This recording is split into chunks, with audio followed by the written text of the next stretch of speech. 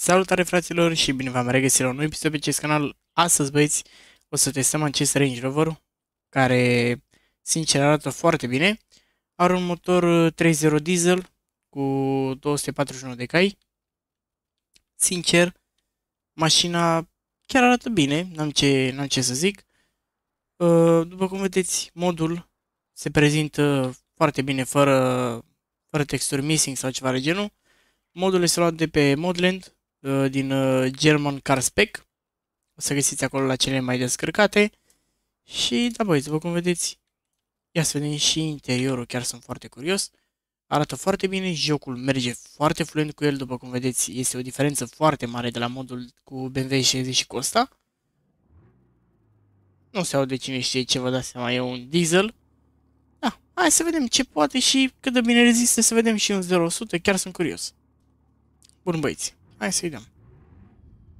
Văd că jos avem niște probleme, aparent podeaua nu există, dar până la urmă nu e chiar așa rău. Bă, mi se pare că e foarte ok. E puțin balenă, vă dați seama, e un Range Rover editat mai mașina.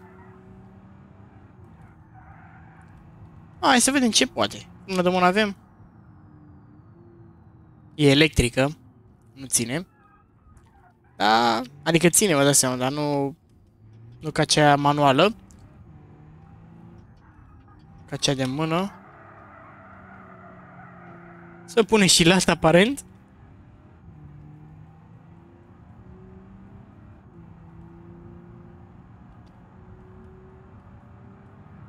Mamă, dar trage 120.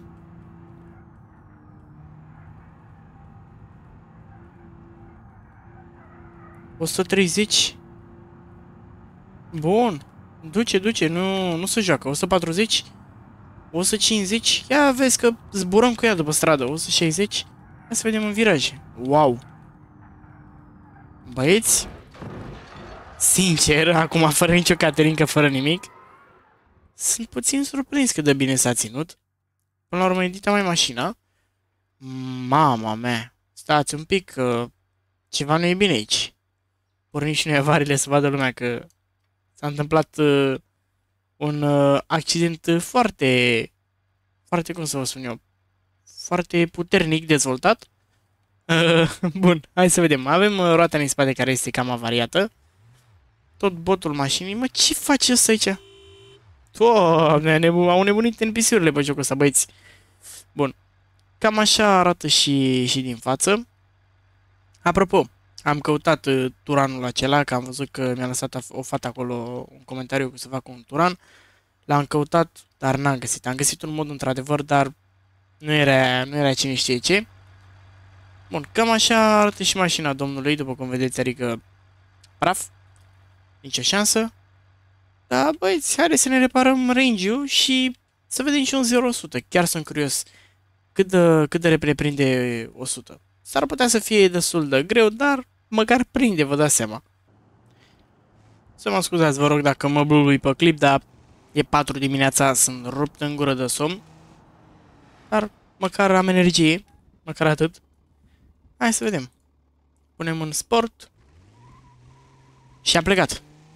A întâia, a doua, a treia, 70, 80, 90, a patra, 100.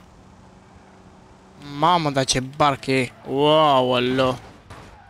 Dar măcar e masiv așa, rezistă. Opa. Bun. Mama mea. Wow. S-a lovit cam rău. Cam rău. Care e rezistentă, nu? Îi dăm un 9 din 10 la rezistență, băieți. La viteză, sincer, mai mult de 6 nu pot să-i dau. O să-i facem nota finală. Dar deocamdată stă ok. 9 din 10 la rezistență și 6 pe viteză. Hai să vedem ce putem să mai testăm. Să vedem cât de bine rezistă și la... Nu știu. Să vedem în viraje cât de bine se comportă și cât de bine rezistă. Chiar sunt curios la un impact cu, nu știu, ceva, un pom sau să dau într-un capăt ăsta de pod. Chiar sunt curios. Dar pot să spun că sunt mega mulțumit de mod. Uitați cât de bine se mișcă jocul cu el.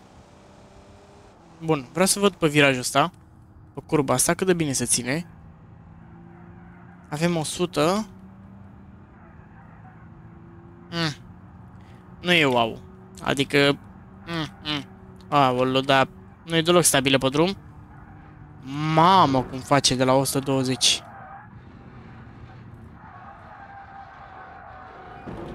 Ce a făcut, frate? Mi s-a rupt roata. Nu pot să înțeleg ce a pățit. Aici n-are nimic. Doamne, nu mai înțeleg jocul ăsta. Stați un pic să oprim noi controlele. Poate. Mama mea. Eu uite-l pe ăla plecat, el n-are nimică. Mamă, cum mi-a rămas roata, băieți. Măcar arată bine, măcar atât. Hai mă, tată, și tu acolo, după ce că sunt lovit, mai dai și tu în mine.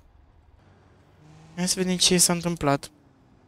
Hai, noroc să trăiești mai bine, sănătate. Ia să vedem. Hai, mă, nimica. Iese la polish. Bun. Pe viraje... Nu pot să-i dau o notă așa mare, adică îi dau un 5-50, 6, hai 6, cu indulgență, dar... Nu prea merită mai mult, sincer. Deci avem 9 din 10 la rezistență, 6 la viteză, 6 pe viraje. Pe handling. Uite-te la aia. Wow. Mamă, cum s-a făcut spatele. Și e tuc-tuc de la mic. Wow, cum arată. Cam nasol, sincer. La tine este o țeavă ceva de sub mașină. Cred că asta e evacuare. Cred. Mamă, dar nu mai merge deloc, nu mai pleacă, gata. Bun, băieți. I-aș da un 0-200. Hai să vedem dacă ia. A tâia. A doua. A treia. 80. 90. A patra. 100. Avem 100, băieți. Țineți minte, da? 120, hai că las așa ca să vedeți mai bine. 130. 140. Hai că prinde asta, 200 în 7 ani. 150. Mamă, dacă virez un pic mai tare m-am dus. 152, 154, 58, 59, 60, 170, să duceți băieți spre 170. 175. 100... Haide. 180. Hai să vedem și un impact. Poc. Mama mea. Așa. Bun, hai să mergem un pic și pe aici pe jos. Poate că dăm și noi în apă, Doamne ferește. Bun. Doamne, deci sunt surprins cât de bine se mișcă jocul cu modul ăsta. E wow. N-am mai avut joc așa fluent de multă vreme. Bă, bune. E foarte, foarte tare cum se mișcă totul. O să fac clip și cu viața reală. Doar că mai trebuie aștepta puțin ca să fac unul frumos ca lumea să vă placă. Vă dați seama? Poate o să avem un personaj nou, cine știe. Poate. Hop. Nu! Hai mă, tata, nu puteai să pui și tu frână, nu m-ai văzut. Da. Fug, băieți, că n-am permis, fug. Ia să mă întorc sau? Întoarce, că nu prea ia. Așa, mamă, dar direct pe drum am întors din prima, așa. Talent, șofer, băieți, na. Bine, e greu. Place mie așa să merg pe munții ăștia. Aulu. Mă, n-are mă nimica că merge. Mama mea. Ia să vedem dacă mai merge motorul. La sfert, încă să mișcă, e perfect. Ce mai vrei mai mult de atât?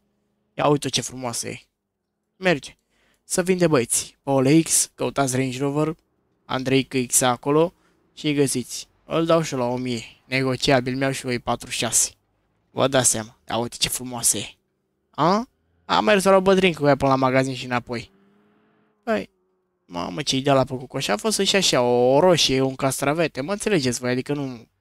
N-a folosit-o cine știe ce. Bun, băieți, a venit momentul, băieți. A venit momentul pentru cel mai special moment din acest clip. A venit momentul pentru cel mai special moment, da, e interesant. Da, băieți, scuzați-mă, dar este o oră târzie, e 4 dimineața, adică sunt rupt în gură de somn. Și sunt 4, cred că pe la 8 jumate sau 9 trebuie să plec. Și vă dați seama ce somn am și eu, dar nu mai zic nimic. Asta e, băieți. Băi, și fete, scuzați-mă, că sunt și fete, am observat. A, bă, tata, îi dau și eu un pomul ăsta cu 200 sau nu-i dau? 140, a sărit roțile din mine, au sărit toate alea, gata. E daună totală, băieți, ia uite roata. Te pop să trăiești, s-a dus și ea la plimbare, cu alea așa pe dreapta, mai în față.